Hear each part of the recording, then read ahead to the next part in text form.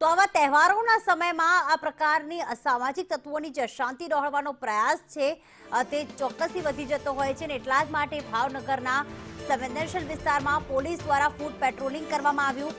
રમઝાન મહિનો અને હોળીને ધ્યાનમાં રાખીને આ ફૂટ પેટ્રોલિંગ કરવામાં આવ્યું।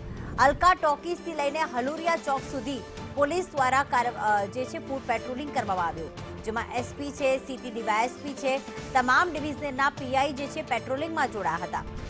જે ભાવનગરના આંબા ચોક વિસ્તાર છે, સાંઢિયાવાડ જેવા વિસ્તારો છે કે જે ખૂબ સંવેદનશીલ છે, જ્યાં કોઈ જૂથ અથડામણની ઘટના કે કોઈ અસામાજિક તત્વો કોઈ ઘટનાને અંજામ ન આપવામાં આવે તે માટે ફૂટ પેટ્રોલિંગ કરવામાં આવ્યું। તહેવારનો સમય ચાલે છે, એના હિસાબથી કાયદા વ્યવસ્થા જે છે કાયદો જળવાઈ રહે એના હિસાબથી જે પોલીસ વચ્ચે શહેરના અલગ અલગ વિસ્તારોમાં પેટ્રોલિંગ કરે છે। એના જ ભાગરૂપે આજે જે છે સિટી બી, સિટી સી અને સિટી એના વિસ્તારોમાં જે છે પેટ્રોલિંગ કરવામાં આવેલ છે।